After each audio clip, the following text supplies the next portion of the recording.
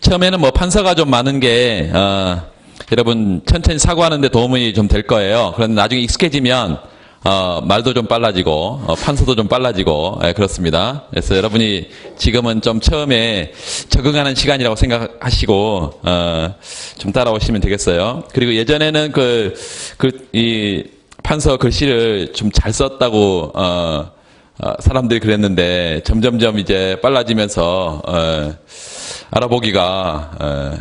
알아볼 수는 있죠?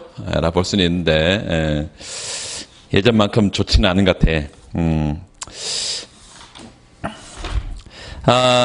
107페이지 34번 문제부터 보겠습니다. 여기도 뭐 이거 아주 기본적인 내용이긴 하지만, 뒤에 총공곡선의 기울기에 관한 쟁점들을, 얼마나 잘 거기에 녹였을 수 있느냐. 이게 중요한 문제고. 자, 문제 좀 봅시다. ISLM, 전통적인 ISLM, ADAS 모형을 이용해서 첫 번째는 원유 등 원자재 가격 상승, 여기 밑줄. 원유 등 원자재 가격 상승. 보통 이제 원자재 가격이 상승하게 되면 우리가 이거가 이제 중간재잖아요. 최종 제품을 만들기 위한 중간재잖아. 그래서 이 중간재, 에너지, 원자재 뭐 이런 것들은 기본적으로 생산 과정에 투입이 되는데 이게 비싸지면 많이 투입할 수 있을까요? 적게 투입할 수밖에 없잖아요. 그래서 경제에 특히 노동과 이런 원자재와 자본재 이런 게 결합이 돼서 물건을 만든단 말이죠. 그럼 노동 생산성은 올라갈까요? 떨어질까요? 떨어지지. 노동과 다른 재료들, 다른 자본들, 그리고 원자재들 이런 것들을 결합해서 뭘 만드는데, 물건을 만드는데 다른 요소가 줄어들면 어떤 생산성이? 노동 생산성이 떨어진다. 노동 생산성이. 그래서 이거는 총 공급, 노동 고용량을 감소시켜서 총 공급을 줄이는 총 공급에 불리한 충격이다. 그랬잖아요. 총 공급 측면에 불리한 충격입니다. 그런데 이 총 공급 불리한 충격이 예전에는요. 교과서에는 항상 이게 일시적인 충격이라고 봤어. 보통은 일반적으로 일시적인 충격이라고 봤단 말이에요. 그런데 기출문제를 보면 꼭 그렇지는 않아. 그러니까 아무런 얘기가 없으면 이게 공급 충격이 일시적인 충격이다. 충격이 왔다가 나중에 장기에는 사라진다. 이렇게 우리가 보통 봅니다. 그런데 지속적인 충격이라면 사라지지가 않아. 그래서 나중에 경기 변동론에서도 가서 볼 거고 조금 있다가 뒤에 이제 총수 총공급 모형에 가서도 또 이제 구체적으로 유가 충격을 분석을 하는데 거기서도 일시적인 충격일 때, 지속적인 충격일 때 이 효과가 달라요. 근데 지금은 이제 총 공급에 불리한 충격이다. 이 정도만 알아두고 기본적으로 산출량을 줄이겠죠. AS가 좌측가니까. 두 번째는 뭘 높여요? 물가를 높인다. 그래서 총 공급에 불리한 충격이 발생하면 경제에 보통 스태그플레이션 현상이 나타납니다. 그래서 경제 성장에 영향을 준다. 어떤 영향을 줘요? 부정적인 영향을 주죠. 판단해서 통화 공급을 증대시켜서 이자율 하락을 유도한다. 밑줄. 통화 공급 증가, 이자율 하락. 이건 기본적으로 뭐 확장 통화 정책인데 확장 통화 정책을 여러분 의의를 쓴다면 어떻게 쓸 수 있을까요? 화폐 발행 또는 금리나 이런 수단을 통해서 실물 경제에 어떤 영향을 주고자 해요? 확장적인 파급 효과를 주고자 하는 거죠. 이렇게 개념 정의를 할 수 있습니다. 그래서 이런 정책을 통해서 정책 효과를 ISLM 모형을 이용해 설명해봐라 이랬고, 첫 번째. 두 번째는 통화 공급을 증대시켰을 때 이자율 하락보다는 밑줄. 소득 증가 정도가 상대적으로 더 크게 나타나는 경우는 어떤지 5점 ISLM을 이용해 설명해봐라. 일단 거기까지 좀 확인해보고, 세 번째는 이제 물가 상승을 고려하고 있으니까.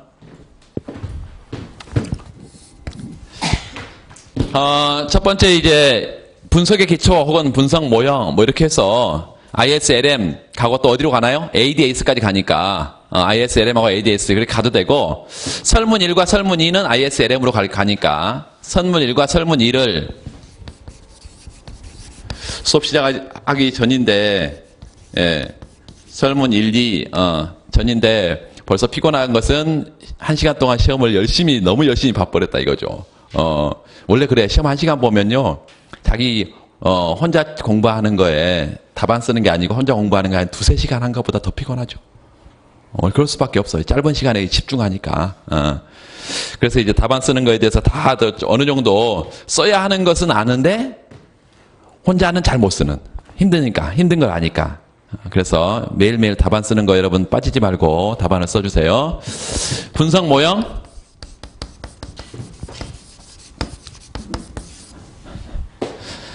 IS 상품 시장 균형식, LM 화폐 시장 균형식. 뭐 이거 일일이 다 쓸 필요가 없겠잖아요. 여러분 쓰세요. 상품 화폐, IS, LM. 전통적인 모형이니까 물가가 가장 중요한 건 물가가 P가 고정돼 있다. 그리고 단기에 화폐량이 주어져 있다. 중앙은행이 정하는 화폐량 이거 주어져 있습니다. 단기에. 두 번째 중요한 건 뭘까요? 여기 분석 모형에서 내가 본격적으로 모형의 확장 통화정책 효과를 분석하기 전에 통합팽창의 효과를 지금 분석하기 전에 이 관련된 게 뭘까? 지금 보니까 통화량을 증가시켜서 이자율을 하락시켜서 경기에 영향을 주려고 하고 했어. 이게 통화정책의 전달 경로 가운데 가격 경로죠. 이게 제대로 작동을 해야 실물 경제에 파급 효과를 갖는단 말이에요. 그래서 여러분 이 통화량을 팽창시키는 것이 기본적으로 금리에 영향을 줘야 되고 요 금리가 투자를 증가시켜서 총 수요를 증가시키고 그래야 경기에 확장적인 실물적인 영향을 줄 수 있을 텐데 이 통화량 증가가 이자율을 신속하게 떨어뜨릴 수 있어야 되겠죠. 안 떨어지는 상황도 있어. 유동성 함정. 두 번째, 이자가 투자에 탄력적으로 영향을 줄 수 있어야 되죠. 그런데 그렇지 못한 상황도 있어. 투자의 이자율 비탄력성. 언제 그래요? 경제 상황이 불확실할 때. 두 번째는요. 그런 이론들이 있잖아. 애니멀 스피리트, 뭐 투자 옵션 같은 이런 것들이 있는데 가장 대표적인 게 이제 경제 불확실성이야. 불확실성.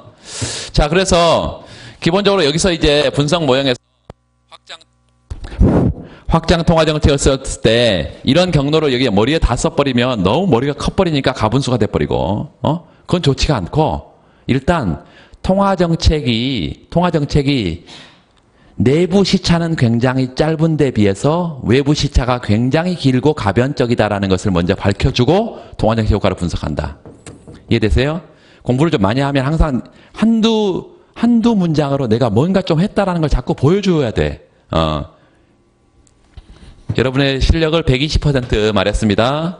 내 실력으로, 나 뭐 실력 좋은데 내 실력으로 좋은 점수 받겠다. 쉽지 않아요.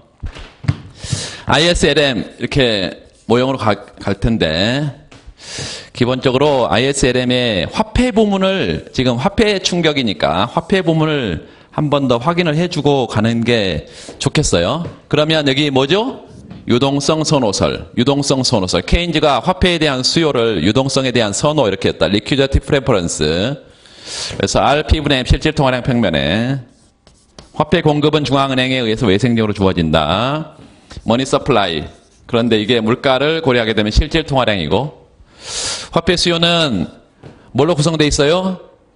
거래 목적의 화폐 수요, 투기 목적의 화폐 수요로 되어 있는데 중요한 것은 뭐 이자료는 수직축에 있으니까 소득이 중요하겠고 이렇게 최초의 균형점에서 이자율 R0 여기가 실질 통화량 P분의 M0죠. P분의 M0 물가는 뭐 주어져 있으니까 통화를 팽창시키기 전에 RY 평면 IS 우하향하는 IS 곡선이고요.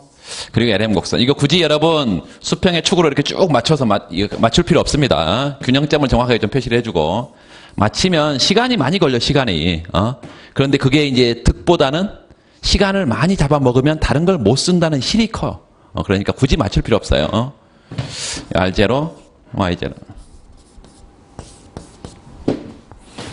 통화를 팽창시켰을 때 이렇게 되죠. P분의 M0S에서 M1S로 이렇게 실질 통화량이 늘고 이자는 어떻게 되고 뚝 떨어져. 이렇게 뚝 떨어져. R1으로. 이런 점이 새로운 균형점 B점이야. 그래서 중요한 것은 확장 통화 정책을 쓰게 되면 자 여기 수식 써놨나요? 수식 써놨어요? 수식 한번 확인을 해보면 가처분 소득의 증가함수, 투자는 이자율, 정부 지출은 외생, 실질 통화량 P분의 M 이퀄 LYR 이렇게 돼 있어요. 자, 경로를 한번 확인해보고 그래프를 그리겠습니다. 확장 통화 정책을 썼다. 단기에 물가는 주어져 있다. 화폐 시장에 초과 뭐를 해소하기 위해서, 추가 공급을 해소하기 위해서 소득이 늘면 되고 이자율이 떨어지면 되는데 왜 이자율이 떨어진다고 말해? 이 소득은 단기적으로 요 생산물 시장에서 결정되기 때문에 단기에는 요 이자가 떨어져야 화폐 시장의 초과 공급이 해소가 되면서 이자가 뚝 떨어지면서 뭐가 늘어요? 투자가 늘어요. 그리고 총 수요가 증가하고 소득이 증가하고 이렇게. 여기까지가 첫 번째 경로입니다. 어디까지가 지금 첫 번째? 요 확장 통화 정책 썼을 때 이자율이 뚝 떨어지고 투자가 증가하는 것까지 첫 번째. 두 번째는요. 요 소득이 증가하게 되면 그 소득 증가는 화폐 시장에 또 추가적인 영향을 주죠. 소득이 이렇게 증가하면 화폐 시장에 소득을 증가시켜서 화폐 수요가 증가하니까 요게 다시 미세하게 이자율이 상승하게 되고, 그쵸? 이자율이 미세하게 상승하게 되고, 요 이자율 상승은 투자를 조금 떨어뜨리고 다시 총 수요를 조금 떨어뜨리면서 소득을 일정 부분 감소시키는 거지. 됐죠? 이게 지금 지속적으로 이게 영향을 주는데 첫 번째가 확장 통화 정책 요거 1번이에요. 두 번째 이자율이 뚝 떨어져요. 요거 2번입니다. 그게 뭐의 변화 없이 요렇게 산출량 변화 없이 나타나는 게 요게 B.2번이야. 요게 이자율 뚝 떨어져요. 이렇게 R1으로 투자가 증가하면서 총수요가 증가하면서 소득이 증가하고 이렇게요. 소득이 다시 증가하고 이자율은 일정 부분 다시 올라간다 했잖아요. C점으로 이렇게. 그래서 여기가 R2고 여기는 Y2고 뭐 이렇게 하면 되겠습니다. R2고. 이게 통화량이 LM0에서 LM1으로 이렇게.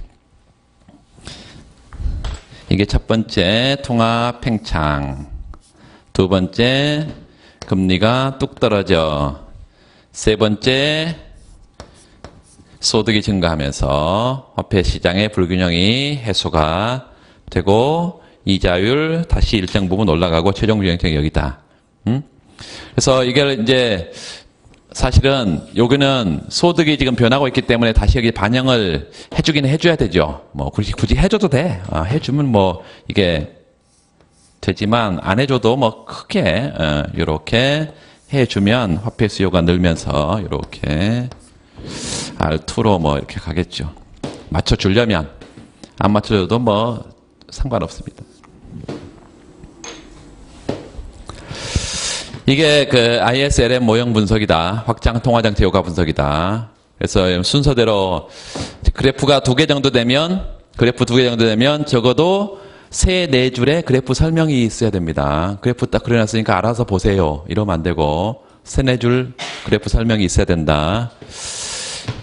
그래서 결론은 뭐예요? 항상 정책 효과를 분석하려면 뭐가 나와야 돼? 요 수평축, 요 내생변수, 그리고 수직축이 내생변수가 어떻게 변하는지. 그 과정에서 이자율 변화가 뭘 변화시켜요? 투자를 변화시키는 그 투자 변화 부분. 그래서 투자 승수 얘기를 좀 해줘야 되겠습니다. 투자 승수 얘기를. 두 번째는 이자율 하락보다 소득 증가 정도가 크다. 그러니까 이제 똑같은 확장 통화 정책이 요 이자율에 대해서 투자의 이자율 탄력성 이런 얘기를 하고 있습니다.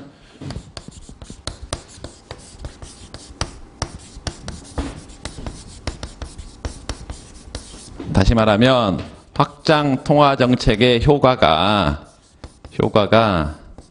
뭐에 영향을 받냐? 확장 통화 정책 효과가 요 RI 평면에 IS가 이렇게 완만한 게 있고 가파른 게 있고 확장 통화 정책 효과를 내가 분석하겠다.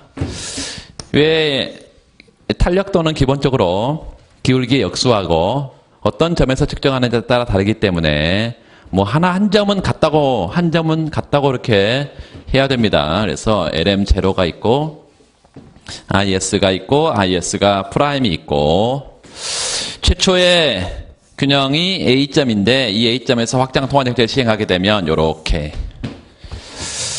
LM0가 LM1으로 확장 통화정책을 썼다. 그러면 요런 점이 새로운 B점, 요런 점이 또 다른 균형점 B'점 이렇게 될 거고 이자율은 완만할 때 적게 그리고 소득은 완만할 때 크게 요거는 이자율, 소득이 각각 자 보세요. 문제에서 이자율 하락폭은 적고 소득의 증가폭은 큰 경우가 이런 경우일 거다. 조금 떨어지고 소득이 많이 느는 이런 경우 따라서 투자 이자율 타격성이 큰 경우가 인데 IS 곡선의 기울기를 요 기울기 요거 선형함수로 표시를 하면 어떻게 쓸 수 있어요? y 이퀄 요 cy 한계 소비성 마이너스 ct 바 플러스 i 바 마이너스 br 플러스 g 바 이렇게 될 것이고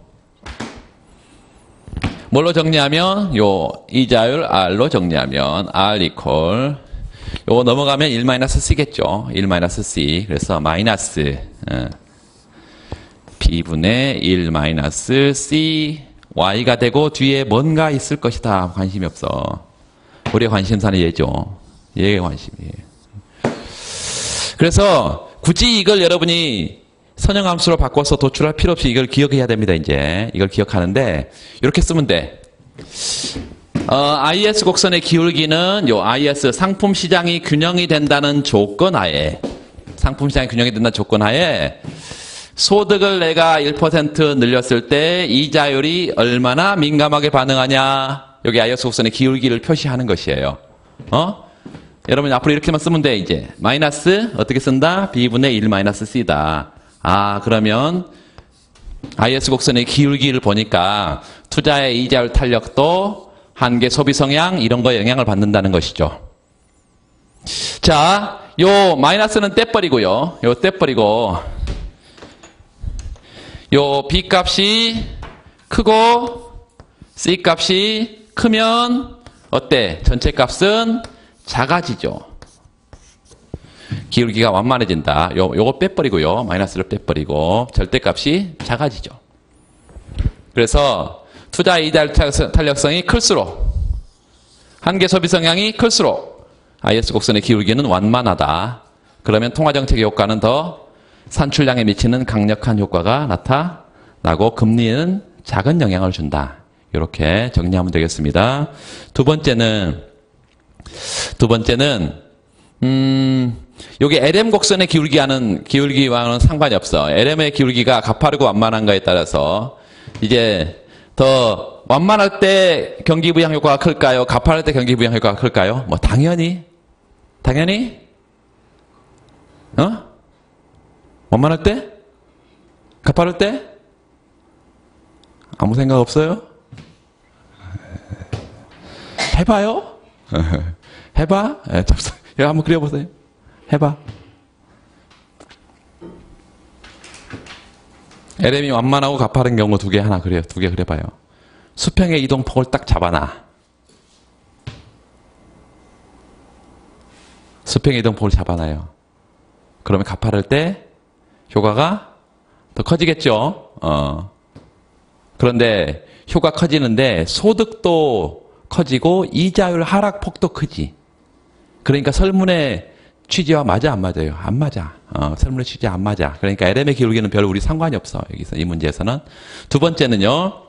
요 IS 기울기가 요 투자 이자율 탄력도 그리고 한계 소비 성향 이거 말고 소비함수에 자산 효과를 도입하면 어떻게 될까요? IS 곡선의 기울기가 완만하죠. 더 완만합니다. 자산 효과를 도입하게 되면 두 번째 투자가 이자율의 함수가 아니고 소득의 함수라고 그러면 어떨까요? 투자가 이자율의 함수일 뿐만 아니라 소득에 의존한다면 그걸 투자의 소득 의존성이래요. 그러면 이 이자율이 하락하면서 이자율이 하락하면서 투자가 증가하면 소득이 증가하고 또 소득이 증가가 다시 투자를 또 증가시킬 거니까 훨씬 더 경기 부양 폭이 커지겠죠. 그래서 방금 이렇게 정리했습니다. 예하고 그 다음에 소비 함수에 뭘 도입했을 때 자산 효과를 도입했을 때, 두 번째 투자 함수에 뭘 도입했을 때 소득을 도입했을 때 IS 곡선은 완만하고 통화정책 효과는 소득에 미치는 영향이 강하다, 이렇게 정리를 했습니다. 이 기울기가 굉장히 중요해요. 여러분 계속 나오고 있어요. 최근에도 ISLM의 기울기. 세 번째는 ISLM 모형의 한계점은 물가 상승을 고려하지 않는다는 점이다. 첫 번째, 물가 상승 고려하지 않는다. ADAS 모형을 확장해서 분석하는 경우에 정책 효과가 밑줄 그세요. 소득 증가보다 물가 상승으로만 나타날 수 있고 그렇지 않을 수 있다. 이 그렇지 않을 수 있다는 것을 두 가지로 해석을 하던데 보통은 많이 학생들이 어떻게 해석하냐면 소득 증가보다는 물가 상승으로만 그랬으니까 물가 상승으로만 아니고 소득과 물가가 동시에 증가하는, 이렇게 그렇지 않은 이런 거를 해석을 했다고요. 그런데 사실은 이게 AS 곡선의 기울기가 가파르고 완만한 경우는 두 가지 다 묶고 있는 거라고 여러분 해석을 해주는 게 좋겠어요.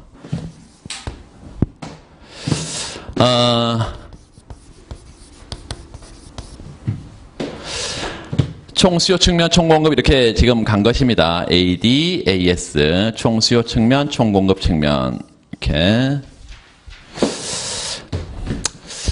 총수요는 이렇게 쓰면 되겠어요. Y 디맨드 총수요가 뭐의 함수냐? 물론 ISLM을 굳이 내가 쓰려면 몰라도, 총수요가 어떻게 생겼다? 여기 물가와 역관계 있고, 그 다음에 통화량, 정부 지출, 조세 이런 것들이 총수요에 영향을 준다.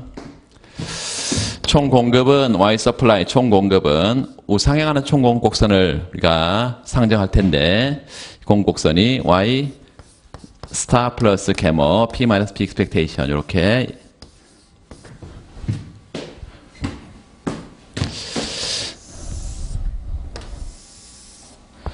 요 PY 평면에 항상 잠재산 추양 수준을 먼저 표시하라 했어요. 잠재산 추양 수준, 자연율 수준. 우하향하는 게 있고 AD가 우상향하는 AS가 있고 이렇게. 그런데 AS의 기울기가 두 가지가 있다. 요렇게. 가파른 AS가 있고 완만한 AS가 있다. 그러면 최초의 균형점에서 물가 산출량이 각각 P0, Y 스타 이렇게 결정되면서 요 총수요가 이렇게 늘었을 때, 요렇게 늘었을 때 AD가 제로가 원으로 이렇게 늘었을 때 거의가 다 물가로만 가는 경우도 있고 요 물가와 산출량이 동시에 증가하는 경우가 있다. 이런 경우를 그래프로 지금 그려봐라 지금 하고 있잖아요. 그리면 되죠, 뭐. 요렇게. 그래서 AS의 기울기가 가파르냐 완만하냐에 따라서 요런 점 A점, 요런 점 B점, 뭐 B'점 이렇게 해서 가파를수록 물가 상승으로만 가고 실질 변수에는 영향을 못 주고 명목 변수에만 영향을 주게 된다. 만약에 AS가 이제 그래프를 한 개 더 그려야 되는데 뭐 그리지 않고 이렇게 AS가 이런 수평의 형태로 가깝고 이런 형태로 두 가지의 경우를 보면 예컨대 AS가 이렇게도 생겼다고 하면 이제 이런 경우는 뭐로만 산출량으로만 가고 물가에는 영향을 미치지 못하는, 그래서 AS의 기울기가 어떠냐에 따라서 달라지는데 우리가 어제 이제 루카스 공급 곡선을 했습니다. 루카스 공급 곡선에서 어떤 얘기를 했냐면 이 AS의 기울기가 단기에는 합리적 기대를 하더라도 예측치 못한 불안전 정보 상황에서는 AS가 우상향할 수 있고 그리고 장기에는 수직이다. 이런 얘기를 했어요. 그래서 불안전 정보 상황이 다시 말하면 물가 예측 오차가 크냐 작냐에 따라서 물가 예측 오차가 전혀 없으면 수직이고 예측 오차가 크면 AS가 우상향하고 이렇게. 두 번째는요. 재량 정책을 빈번하게 썼냐, 준칙의 일관된 정책을 썼느냐. 이것도 AS의 기울기에 영향을 준다 그랬고, 세케인지 입장에서는요. 세케인지 입장에서는 가격이 이제 시장 가격이 경직적인데 그 경직적인 이유가 시장에 두 부류의 기업이 존재한다. 신축적 조정 기업과 경직적 조정 유지 기업이 있는데 물가가 어떤 총수요 충격. 케인즈는 어떤 충격입니까? 항상 불황의 충격이라 했어요. 불황이 오면 할 말이 많은 애들이 케인즈라 했어. 근데 불황의 충격이 오면 이거에 대해서 물가를 신축적으로 떨어뜨리는 애가 있고요. 그게 아니라 산출량을 조정하는 기업들이 있는데 가격을 경직적으로 유지하고 그 산출량으로 조정하는 기업들이 수량 대응을 하는 기업들이 많으면 많을수록 어때? AS가 완만하게 응? 그래서 그런 것들에 대한 이 새 고전학파와 새 케인즈 학파의 AS에 관한 그 논쟁들을 얘기를 할 수 있고 뭐 극단적으로 가면 수직은 고전학파, 수평은 케인즈 뭐 이렇게 말할 수가 있겠습니다. 그래서 그런 얘기들을 지금 써주는 게 3번에 관련된 것이고 그 뒤에 이 시타반을 잠깐 확인만 잠깐 해보면 109페이지 오른쪽 하단에 보면 3소결이 있어요. 소결. 결국 통화량 증가 효과가 물가 상승으로만 이어질지 소득 증가로만 이어질지 AS의 기울기에 따라 달라질 수 있는데 기울기는 모형에 따라 다양한 요인에서 결정된다. 첫 번째 노동자 어인 모형 밑줄. 노동자 어인 모형 워커 미스퍼셉션 모형에서는 노동자 어인이 클수록 착각이죠. 착각이 크면 클수록 명목 변화를 실질 변화로 착각해서 AS의 기울기가 완만해질 거고 화폐 환상하고 똑같은 것이고요. 비신축 임금 모형 비신축 임금 모형 밑줄 그어놓고 임금 계약 모형 우리가 앞에서 29번 문제에서 다 봤습니다. 29번 문제 다 봤어. 거기서는 AS의 기울기가 명목 임금의 조정 빈도 밑줄 그으세요. 명목 임금의 조정 빈도 이게 뭔 말이에요? 근로 계약을 하는데 1년 단위로 계약을 할 거 아니에요. 그런데 2년 계약을 하는 기업도 있을 수 있죠. 이 명목 임금을 얼마나 빨리 조정하냐. 두 번째는요. 모든 기업이 한꺼번에 임금 조정을 하냐. 이게 동시 임금 계약 방식이고 중첩 임금 계약 모형에 보면 이제 1월 1일부터 12월 31일까지 근로계약 기간이 있는 기업이 있고 6월 말까지는 그대로 유지하다가 7월 1일부터 그 다음에 6월 30일까지 이렇게 계약 기간을 갖는 기업들이 있다고 한다면 총 수요 충격이 호황이든 불황의 충격이든 예를 들어서 한 4월 달에 왔어. 4월 달에 충격이 왔어. 그러면 어떤 기업만 6월 말까지 7월 1일부터 임금 계약을 하는 그 기업만 이 수요 충격을 반영하겠죠. 임금 계약에. 근데 중요한 것은 얘가 누굴 눈치를 본다고? 다른 애들. 7월 1일에 계약하지 않고 다음에 1월 1일에 임금 계약을 하는 기업의 임금을 눈치를 본다고요. 여기에 그래서 임금 계약의 상호 의존하에 있는 거지. 이 전략적 상황하에 있는 거예요. 이런 것들이 이제 이런 상황에 있다면 뮤추얼 디펜던스 이런 상황에 있다면 임금을 총수요 충격이 예를 들어서 100%라고 그러면 요거의 절반 정도만 임금에 반영한다 이것입니다. 임금이 어떻게 조정된다고? 한 번에 크게? 아니요. 서서히 스티키하게. 그래서 영어로 써놔요. sticky adjustment. 발음을 알아둘 수가 없다. 경직적인 조정이다. adjustment. 경직적인 조정.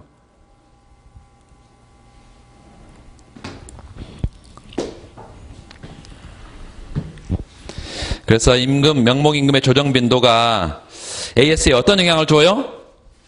조정 빈도가 많을수록? 아니요. 조정 빈도가 적을수록 AS의 기울기가 완만하다.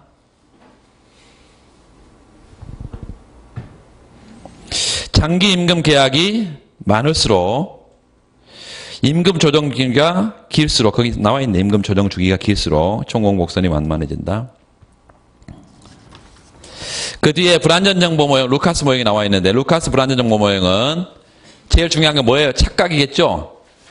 그 일반 물가 상승을 상대 가격 변화로 착각한다. 거기 밑줄 그어놓고, 화폐 충격인지 실물 충격인지 착각. 이 착각의 정도가 크면 어때? AS가 가팔라요? 완만해요? 완만하다. 영어 단어 price misperception 써놔요. 물가 인지 오류, 물가 오인식, price misperception. 제가 영어 단어를 자꾸 불러드린 이유가 글로 한글로 쭉 쓰면 이게 중간중간에 잘 뛰지가 않아요. 그러니까 영어 단어를 하나씩 중간중간에 써서.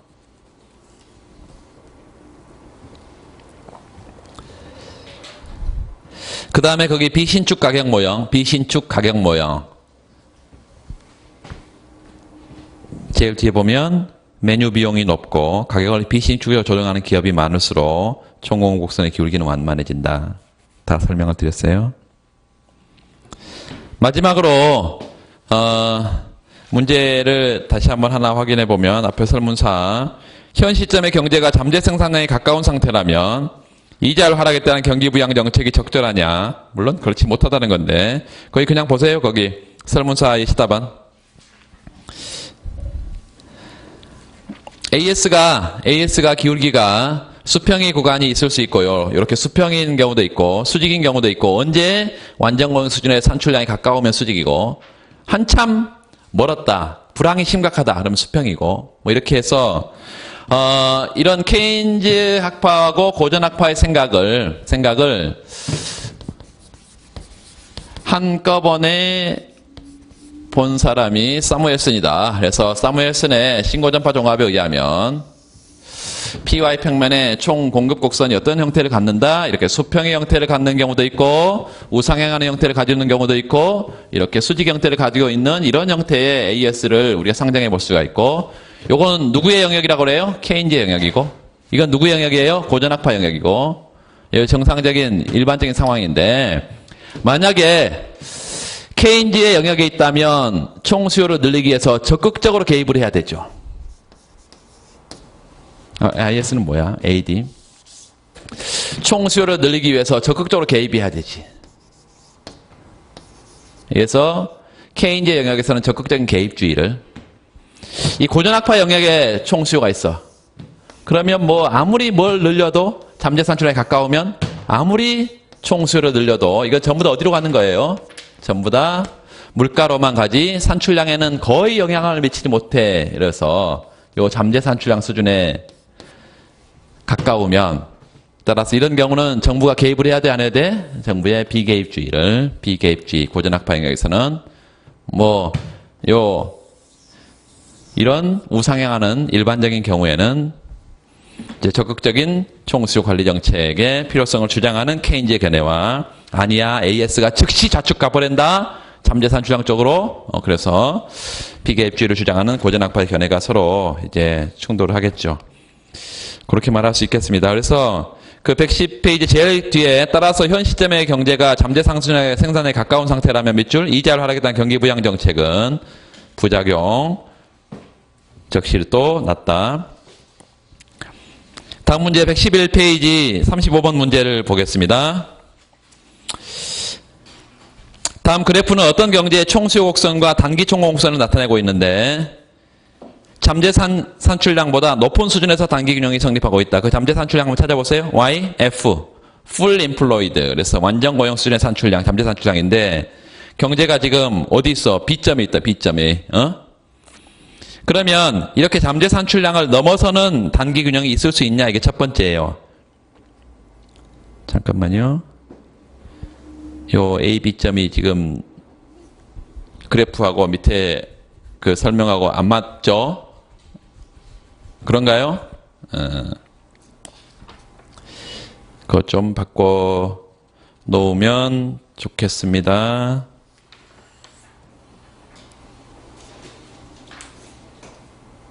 근데 거기에 지금 B점 그대로 가면 될 것 같은데 그냥 B점이 단기 균형이 될 수 있는 이유 이렇게 그냥 갈까요? 네.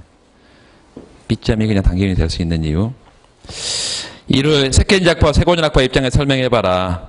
그리고 이 경제의 장기균형을 균형점을 찾아봐라 이렇게 하고 있는데요. 뭐 단기균형의 단기 총공 곡선이 좌측 가서 잠재산출량 쪽으로 돌아오겠죠. 그 뒤에 시다반 좀 보세요.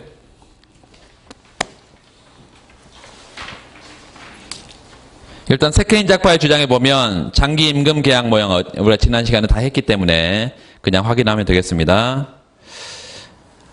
먼저 그 왼쪽 그래프의 첫 번째 명목임금이 고정돼 있네요. W바에. 그 옆에다 임금계약 써놔. 임금계약. 계약임금이죠. W바로 임금이 고정돼 있어. 그 상태에서 오른쪽으로 그래프로 와보세요. 단기총공곡선이 우리가 설문에서 문제에서 준 그대로 지금 우상향하고 장기총공곡선을 수직이라고 이렇게 우리가 가정을 했을 때 AD0에서 AD1으로 화살표 하세요. 총수요가 이렇게 늘면 물가가 어떻게 돼? B점으로 가면서 P0에서 P1으로 화살표 하세요. 물가가 상승하죠. 그 물가 상승을 어디에 반영해야 돼? 노동시장에 다시 반영해 줘야 되지. 노동시장 갔더니 노동수요 곡선에서 P0 MPL이 P1 MPL 이렇게 거기 A, F'L이 MPL이죠. A는 뭐예요? 총요소 생산성입니다. 우리가 필요 없는데 뭐 굳이 쓸 필요 없어. 필요하면 갖다 쓰고. 그래서 P0 MPL이 P1 MPL로 우측 가게 되면 고용이 어때요? L0에서 F에서 L1으로 화살표하고 고용량이 증가하고 그 다음에 거기 오른쪽에 YF에서 Y1으로 산출량이 증가하고 이렇게 잠재 산출량을 넘어서는 이유는 뭐죠? 총수요 증가 충격인데 그 충격이 계약임금 모형을 만났을 때 그런 거죠 지금? 그래서 그 위에 설명 부분을 보세요. 세케인작파는 임금 협상 과정에서 거래 비용이 사실은 존재하기 때문에 노동자들은 자주 임금 계약을 하는 걸 원한다? 아니다. 그 장기 임금 계약 몇 줄? 따라서 명목임금이 물가 상승분을 정확하게 반영하지 못하는 점 이걸 강조해서 물가가 상승하면 실질임금이 떨어지고 완전고용 이상의 B점에서 단기균형이 될 수도 있다. 그래서 앞에 아까 문제에서 설문을 바꿔주는 게 맞는 거죠. 지금 그래프는 정확하게 그린 것입니다. 사실은 설문 1의 A점이 이걸 B점이 이렇게 바꿔버리면 되겠습니다.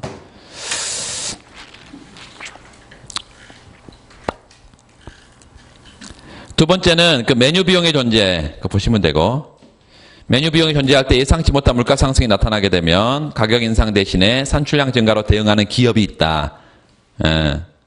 그 기업은 어떤 기업이에요? 여러분 그거 생각나시나요? 가격 정직적 기업의 총공급 곡선 도출 과정 생각나시나요? 간단하게 옆에 써놓으세요. 시장에는 두 부류의 기업이 있습니다. 1군 기업, 1군. 얘네들은 가격을 신축적으로 조정하는 기업이다 이렇게 보자. 신축 조정 기업. 얘네들의 물가 결정은 어떻게 이루어지나요? 물가 결정은 일반 물가가 변하면 자신의 물가도 변화시킵니다. 물가가 상승하면 내 물가도 올리고 물가가 떨어지면 내 물가도 내 제품 가격도 떨어뜨린다 이것입니다. 두 번째 요 알파 Y-Y 스타 이렇게 한번 써보세요. 요 Y는 실제 산출량이고 Y 스타는 뭐예요? 잠재 산출량입니다. 이 실제 산출량과 잠재 산출량의 차이는 경기가 호황일 때는 얘가 얘보다 클 거고요. 불황이면 얘가 더 크죠. 그러니까 이게 플러스 마이너스가 되면서 경기에 뭐요? 호불황을 반영해서 자신의 제품 가격을 정하는 기업이야. 호황이면 제품 가격을 어떻게 해? 어떻게 해요? 높여야지. 이 Y-Y 스타 호황이면 이게 크잖아요. 실제 산출량이 잠재 산출량을 넘어서잖아. 요 호황이면. 그러니까 물론 이제 알파가 0보다 큰 상수값입니다. 이렇게. 그러면 호황이면 이게 플러스 값이니까 자신의 물건 가격을 올리고 불황이면 반대로 물건 값을 떨어뜨리고 이렇게 가격을 신축적으로 조정하는 기업이 있고요. 두 번째는 가격을 호불황과 상관없이 충격에 상관없이 그대로 유지하는 기업이 있는데 어떤 기업이 있냐? 2군 기업이 있는데 2군 기업은 물건 가격을 어떻게 정할까요? 물가가 어떻게 되는지 예측을 해. 그리고 고정을 그대로 유지한단 말이에요. 그대로 유지해. 그런데 주먹국으로 물가를 예측 안 하고요. 이 새 케인즈 학파는 세고전 학파의 방법론 합리적 기대를 그대로 받아들이기 때문에 이 예측은요. 합리적 기대입니다. 합리적 기대는 미래 물가를 예측하는 데 있어서 현재 이용 가능한 모든 정보를 활용한다. 모든 정보를 활용한다. 따라서 합리적 기대하에서 예측된 물가 수준에서 경계 호불황과 상관없이 일정하게 유지하는 경직적으로 유지하는 그런 기업이 있어요. 이런 것들은 뭐 이론적인 자료는 다 있는데 이렇게 설명을 드리면 충분하지. 이거 가지고 그냥 쓰면 돼. 자, 시장에는 그러면 이 두 부류의 기업이 있다면 요 2군 기업은 어떤 비중으로? S만큼의 비중으로 있다 합시다. 그리고 1군 기업은 1-S만큼의 비중 1-S만큼의 비중으로 있다. 라고 한다면 자, 경제 전체의 물가는 어떻게 정해질까요? P expectation으로 물가를 정하는 기업들이 S만큼의 비중으로 있어. 그리고 1-S만큼의 비중으로 누가 있어? 얘가 있어. 얘가. 어떻게 정해? P 플러스 알파 Y-Y 스타 이렇게 정하는 기업들이 S만큼의 비중으로 1-S만큼의 비중으로 있어. 이게 경제 전체의 전체 물가를 정합니다. 이걸 이렇게 표현해. 물가를 경직적으로 유지하는 기업과 물가를 신축적으로 유지하는 기업들의 가중평균치에 의해서 전체 총 물가가 결정이 된다. 이거 정리하면요. 여기 굳이 뭐 다 풀어서 할 필요 없어. 여기 뭐예요, 이거? 나오면 P죠? 나오면 P잖아? 그리고 마이너스 SP죠? 그리고 요거에다가 요걸 나중에 하나 곱할 거야. P 여기도 있고 P 여기도 있으니까 좌우변에 P가 사라지고 여기에 마이너스 SP인 거를 요쪽으로 보내면요. SP는 SP expectation 그리고 이거하고 이렇게 남겠죠. 그쵸? 그 S로 다 나눠버려. 그럼 뭐만 남아요? 이거 P 이퀄 이거 S로 나눠버렸으니까 P expectation S로 나눴어요. 왜 나왔다 안 나왔다 이래. S분의 1-S 곱하기 여기 알파 Y-Y 스타 이렇게 될 거예요. 요렇게. 요게 가격을 경직적으로 유지하는 기업. 요 어떤 평면에? 요 PY 평면에 기울기가 이거인 가격 경직적 유지 기업이 존재할 때 세케인즈 학파의 물가 경직성 모형입니다. 총공곡선이야. 이거를 우리가 루카스 공곡선 한번 생각해 보면 루카스 공곡선은 Y = Y 스타 이렇게 해서 요걸로 정리하면 그대로 한번 고지것대로 한번 해봐요. 요걸로 그냥 정리할게요. 그러면 Y-Y 스타 이퀄 요게 P- P expectation 가겠죠? 요건 넘어가니까 1-S분의 S 여기가 분모에 알파가 들어갈 것이고 여기 이렇게 할게요. 알파 1-S 요게 S 이렇게 갈 거고 나머지는 이 안에 들어가겠죠. P- P expectation 이렇게 한 번만 더 쓰면 Y = Y 스타 플러스 여기가 알파 1-S S 여기가 P- P expectation 아, 그러니까 우리가 봤던 거하고 아주 유사한, 지금까지 루카스 공곡선과 아주 유사한 게 도출되는데 요것만 다르다. 요걸 뭐라고 봐버리면, 계모라고 봐버리면 똑같이 생겼다. 응? 그러니까 우리가 앞으로는 y equal y 스타 플러스 계모 p 마이너스 p 익스펙트 이렇게 써놓고, 아, 이게 세케인지 약파의 가격 경직성 모형이다 이렇게 하면 되죠. 이거는 항상 어때? 우상향합니다. 항상 우상향해. 그래서 여기서 제일 중요한 것은 아까 우리가 말로 계속 얘기했던 뭐 S 1-S 이게 비중이 어떤 게 크냐 요거에 따라서 공급 곡선의 기울기가 결정이 된다. 자, 이거 우리 한번 생각해 봐봐요. 기울기는 PY평면이 수직축이고요. 요게 수평축이기 때문에 수직 수평축의 기울기가 얘죠, 지금. 기울기가 얘니까 시장에 S가 크면 클수록 그 말은 가격을 경직적으로 유지하는 기업이 많으면 많을수록 요 기울기는 더 어떻게 되는 거예요? 완만해지는 거죠. 더 완만해지는 거야.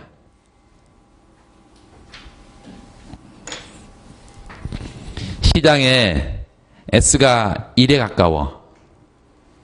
여기 1에 가까워요. 그러면 여기는 뭐가 돼? 0이 돼버리지. 그래서 사실상 수평의 형태가 돼버리고, 얘가 0에 가까워. 그러면 이게 무한대 값을 가지니까 수직에 가깝겠죠.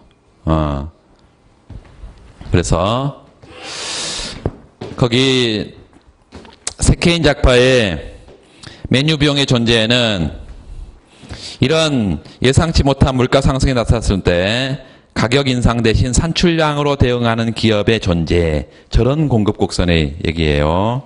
우상향하는 SAS 이런 상태라면 B점이 존재할 수 있다 이것입니다.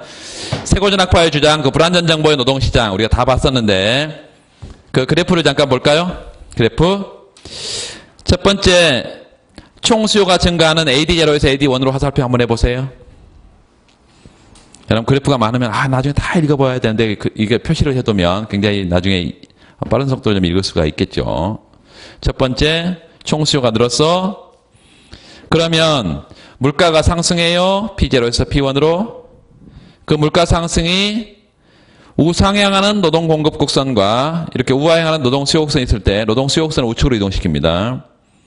불안전 정보니까 물가 예상은 움직이지 않아서 공급 곡선은 움직이지 않고 수요 곡선만 우측 간다. 그럼 어때요? 고용이 증가하면서 산출량이 증가해서 잠재 산출량을 넘어설 수 있다.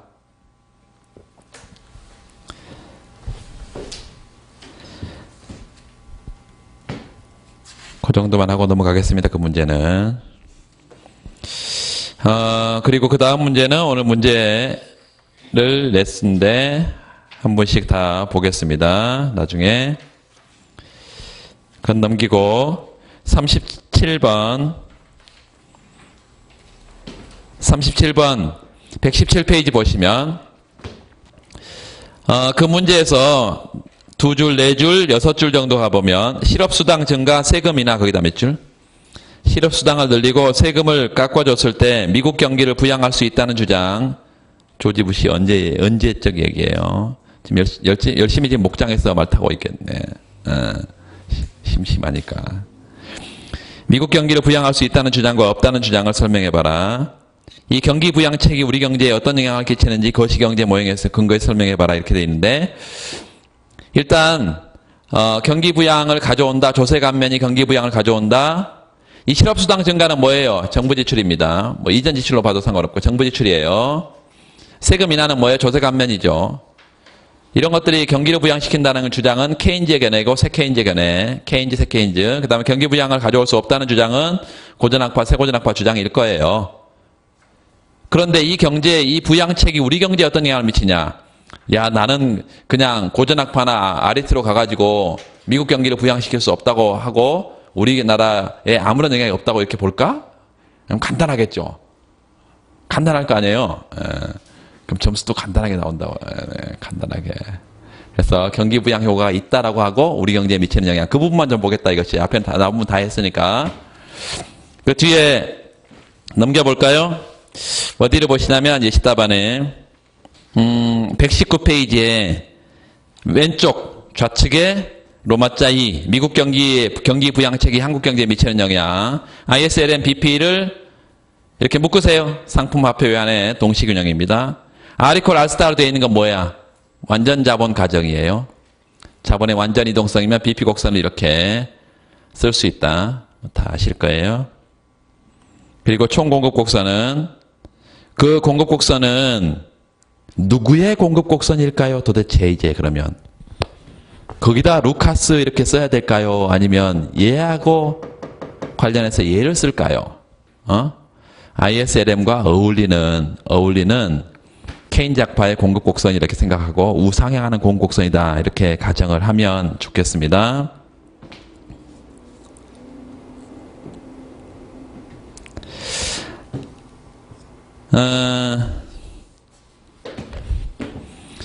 개방경제 부분에서 지금 뭐 할 거니까 앞부분에 미국 경제에 영향을 미치는 것이 미국에는 어떤 영향을 미치냐 이건 신경 쓰지 말고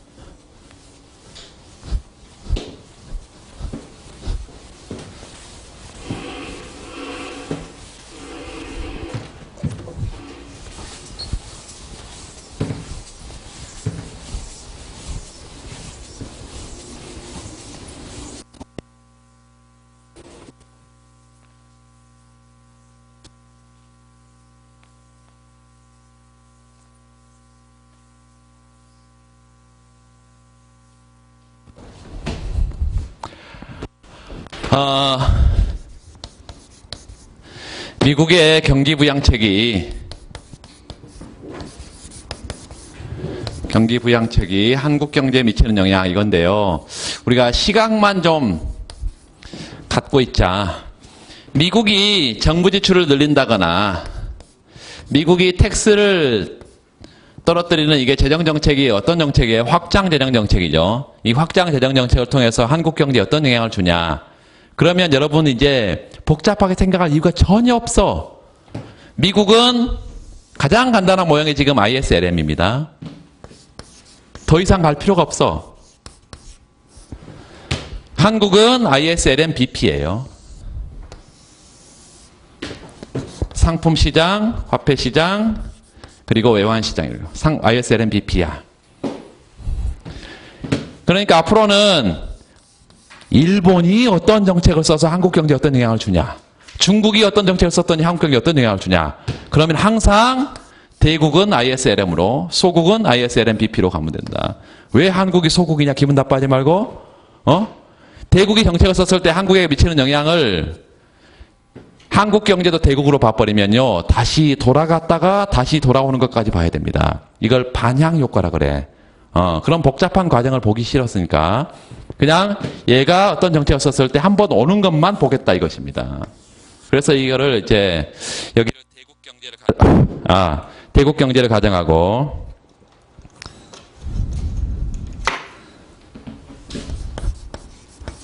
이걸 소국 경제로 가정을 하게 되면 ISLM이고요. 그런데 이게 폐쇄경제 ISLM일까요? 아닙니다. 폐쇄경제 ISLM이면 아무런 영향을 못 미치겠잖아. 그래서 개방경제 ISLM이에요. 그 개방경제 ISLM과 폐쇄경제 ISLM에서 요 IS가 다르지. IS가 어떻게 생겼어? 여기가 순수줄이 들어있는 IS입니다.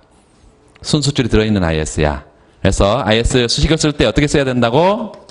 Y는 소비가 가처분 소득의 증가함 쓰고 투자가 이자를 감소함 쓰고 정부 지출이 외생으로 주어져 있고 NX 경상수지가 여기 들어있는 경상수지가 들어있는 IS다.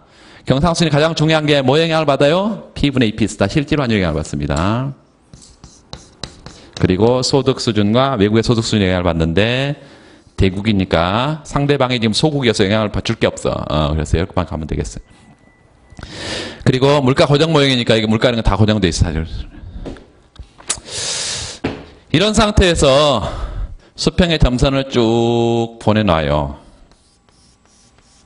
그리고 여기가 IS고 여기가 LM이고 그리고 BP는 자본이 완전히 자유롭게 움직이면 BP가 수평입니다. 그래서 ISLM BP가 이렇게 있고 Y0 요 R 국내 이자와 해외 이자 같은 상태 항상 수평이다.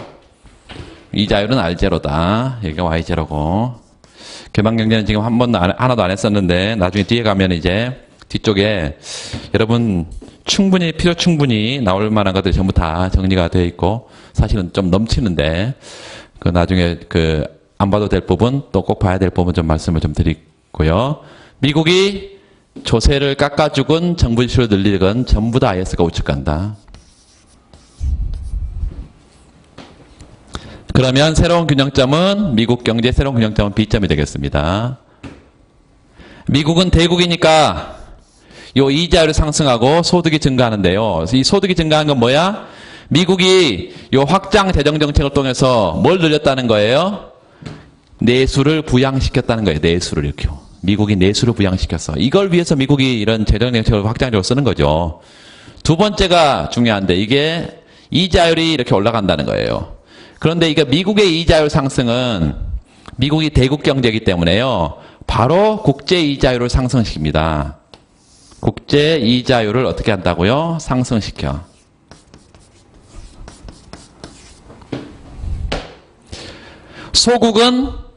소국은 어떻게 정의하냐? 경제 규모가 작아서 소국이냐? 아니, 국제시장에서 형성된 물가라든가 이자율이라든가 그걸 그대로 받아들이는 나라가 소국이다. 가격 설정력이 없는 나라가 소국이다. 그걸 그대로 수용하는 프라이스 테이커. 그래서 이자율이 여기서 올라가면 이게 이제 소국의 아니라 대국의 이자율이 이렇게 결정이 되면 이걸 그대로 받아들인다 이것입니다. 수평의 점선을 쭉 보내서 이거 그대로 받아들여요.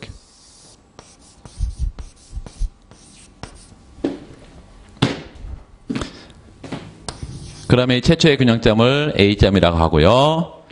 자, 이 상태에서 우리는 미국 경제는 다 봐버렸어. 결론이 뭐야? 미국 경제는 요 이자율 상승하고요. 소득이 증가하는 거. 일단 이렇게. 나중에 이제 뭐 더 자세한 얘기를 할 수가 있겠습니다. 여기서 뭐 이다 자본 이동 얘기도 할 수 있고 환율 얘기도 하고 경상수지 얘기도 다 할 수 있는데 일단 그건 우리는 관심이 없고 한국 경제에 어떤 영향을 주냐? 자, 첫 번째는 요 국제 이자율이 R0에서 R0에서 R1으로 이렇게 국제 이자율 상승하게 되면 첫 번째는 국제 이자율이 상승하게 되면 소국 경제 한국의 BP가 상방 갑니다. 요 상방 이동해. 어떻게 BP 제로가 뭘로 BP1으로 이렇게 상방 가요. 두 번째는 자, BP가 상방 가버렸더니 처음에 여기 이 점에서 상품 화폐 외환의 동시균형점이었는데 요 상품 시장, 화폐 시장, 외환 시장 동시균형점이었는데 이제 더 이상 균형이 아니고 불균형인데 어떤 불균형이에요? BP가 상방 가버렸으니까 아래쪽에 있는 불균형은 적자의 불균형이죠? 국제수지 적자의 불균형이야. 왜 적자죠? 이자율이 여기는 돼야 균형인데 여기라는 것은 자본이 해외로 빠져나가 버리니까 적자죠. 그래서 BP 곡선 아래쪽은 적자고 BP 위쪽은 흑자예요. 그래서 우리가 최초의 균형점인 A점이 이제 국제수지가 적자가 되는 불균형이다. 한국은 다른 가정이 없으면 항상 한국은 소국 스몰 오픈 이카노미고 두 번째 환율 제도는 변동 환율 제도를 쓰고 있고 세 번째 자본 이동은 여기 BP 곡선 수평으로 그린 것처럼 완전히 자유롭다. 이런 가정을 항상 한국 경제 가정을 둡니다.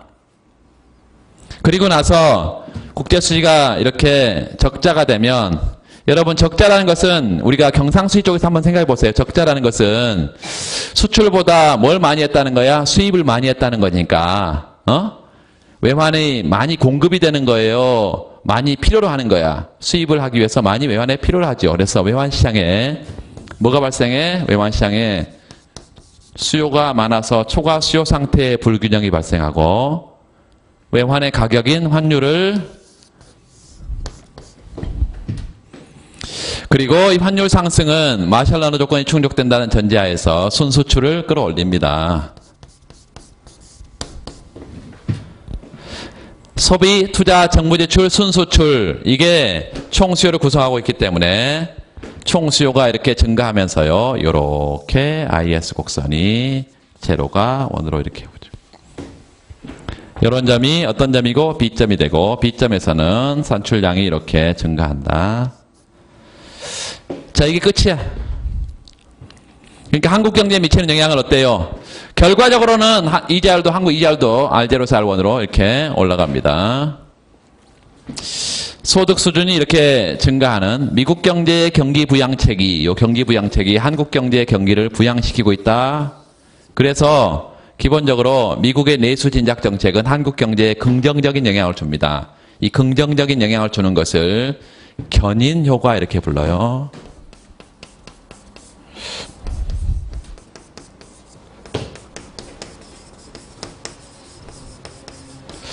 견인 기관차.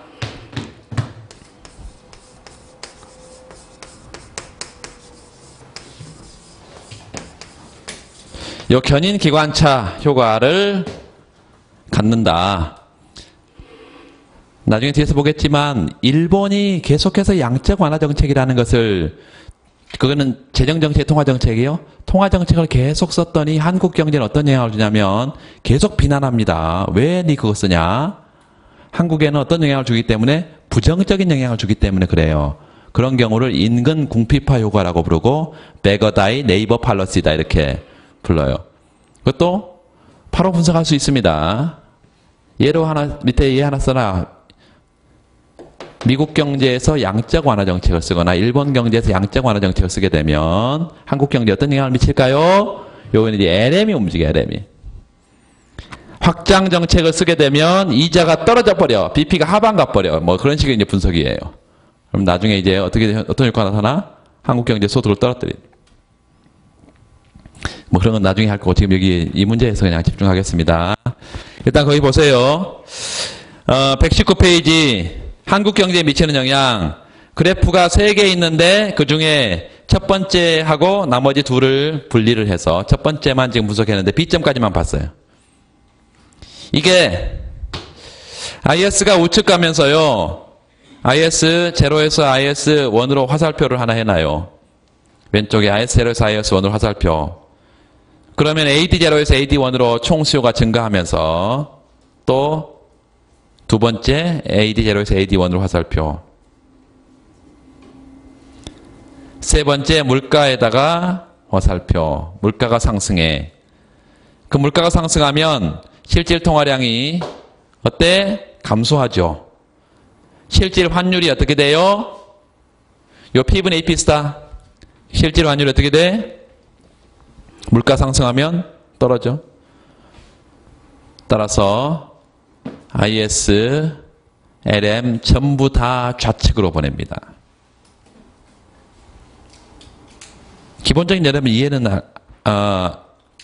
알고 있다고 생각을 하고 일단 그 정도로만 설명을 드리고 나중에 좀 뒤에 실제 개방경제 모임 가서 좀 자세하게 하겠습니다. 거기 P0에서 P1으로 간 거에다가 한번 박스를 치시고 하나는 ISLM, BP 쪽으로 화살표를 하나 해두고 하나는 노동시장 쪽으로 하나 표시를 해주면 노동시장에서 물가가 상승하면 거기 소문자 W네요. 실질임금 써서요. 실질임금 써요. 그럼 노동수요 곡선은 뭐라고 써야 돼? 계속 해봤잖아요. 노동수요는 뭐라고 써야 돼? MPL입니다. MPL. 노동공급은 뭐죠?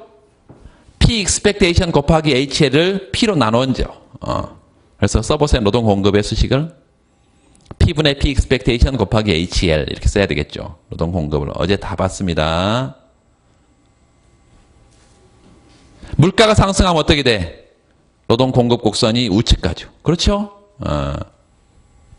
실질 임금 평면에서. 그래서 A점, C점 여러분 알 수 있고 뭐 이게 어렵지 않습니다. 그냥 간단하게 우리가 경로를 확인했어요.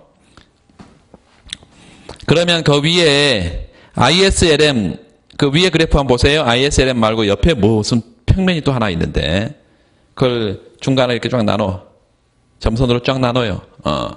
그래서 오른쪽 평면은 기본적으로 필요가 없다. 그런데 그 CF라는 것은 캐피털 플로우고요. 그 옆에 쓰세요. 순자본 유출입니다. 순자본 유출, 캐피탈 플로우 아웃이에요. 순자본 유출. 그래서 확장 재정 정책을 쓰게 되면 미국이 IS가 우측 가고 이자율 표시해 보세요. R0에서 R1으로 가. 이자율. 그러면 이자율 상승하면 자본이 미국으로 들어옵니다. 자본 유입. 오른쪽 그래프에 R0, R1 쓰고 이자율 표시를 해놔. 그럼 이자율 상승하면 미국으로 자본이 어떻게 된다고? 들어온다고. 그러면 아까 수평축에 CF에다 뭐라고 쓰려 했어요, 제가? 순자본 유출이라고 쓰려 했잖아요. 순자본 유출 규모가 줄어요, 늘어요? 줄지. 그렇죠? 그럼 미국 경제로 자본이 들어오는 거나 마찬가지잖아. 그래서 이거는 자본시장입니다. 자본시장. 그래서 미국 경제의 자본시장을 본다면 이렇게 봐요. 또 어떤 경우도 있냐면 외환시장을 봐서 맹큐책에 보면 평면을 3개를 그려놨어. 그렇게 그릴 공간도 시간도 없어. 그러니까 내가 이제 자본시장도 보고 또 외환시장 환율 이런 것도 보고 싶어. 경상수 이런 것도 보고 싶어. 그러면 이 두 번째 자본시장을 버려버리고요. 그 옆에다가 IRP를 붙입니다. 이자율 평가를 붙여. 별로 재미없다는 표정이야. 그래서 쉬겠습니다. 쉬고 다른 문제를 더 보겠습니다.